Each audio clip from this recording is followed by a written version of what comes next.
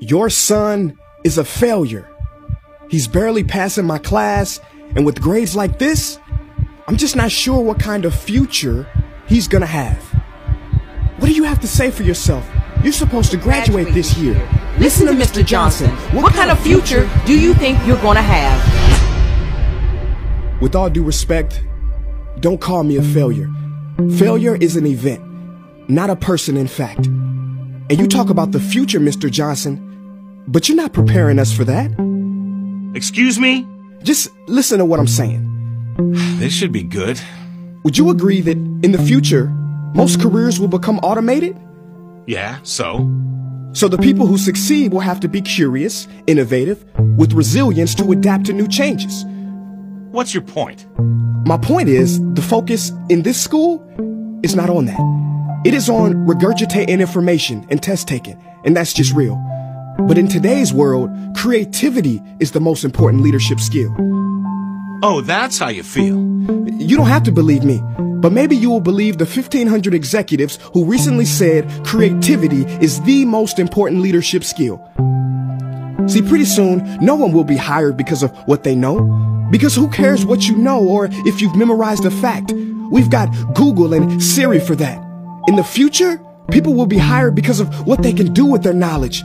Can they creatively solve real-world problems, not just follow instructions or directions and bubble in multiple choice questions?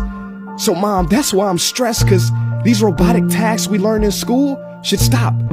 Because no one can do a robot's job better than a robot. Billionaire founder of Alibaba, Jack Ma, said that we should not compete with artificial intelligence, but instead focus on developing unique human intelligence.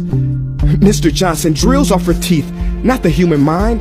So these repetitive knowledge-based tasks we must leave behind. Or in the future, you're gonna find a lot of people graduating out of your class right into the unemployment line. See, many top companies today don't look at grades. Mom, that old way is expiring. Google has been quoted as saying GPAs are worthless criteria for hiring. Founder of Tesla, Elon Musk, agrees. So I say this with unease and sorrow. If you continue to teach today as you taught yesterday, then you rob us students of tomorrow. Mr. Johnson, I'm gonna keep it real with you. Sometimes sitting in your class is tough. I'm constantly thinking, if I don't look up at the clock, maybe it'll speed up. So I listen to you do my work and pay attention, feeling like an hour had to have gone by. But it was only 3 minutes. So if you wonder why we're bored in class, look, you want to get a kid to hate reading? Give them this, a school textbook. And some people think it's our fault, and that hurts me. They say you can lead a horse to water, but you can't make him drink.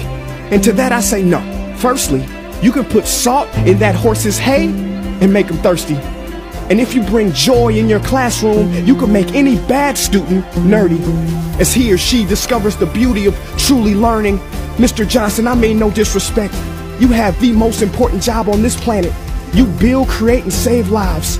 But if you really care about my future, like you say, then you have to fully commit and ask yourself honestly, how do I prepare a child for a future that doesn't yet exist? Here's a hint.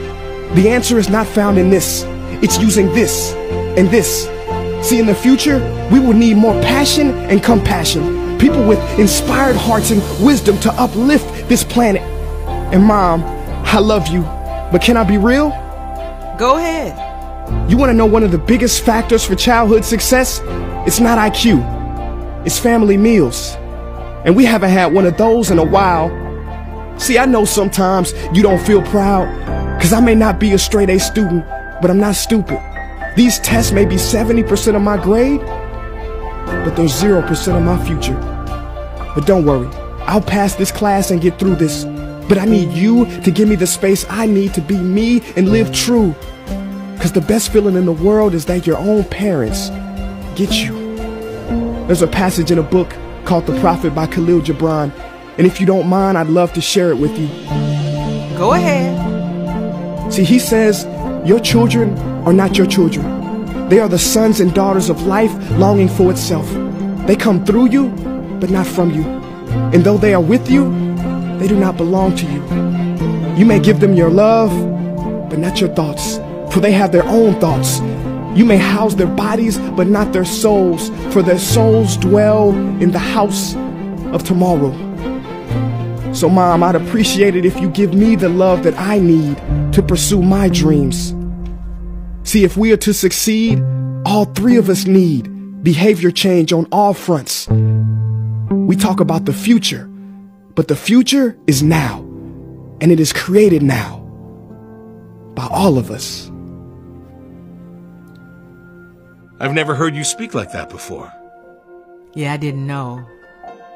But I'm going to reach out to administration and try to change some things. You have my word.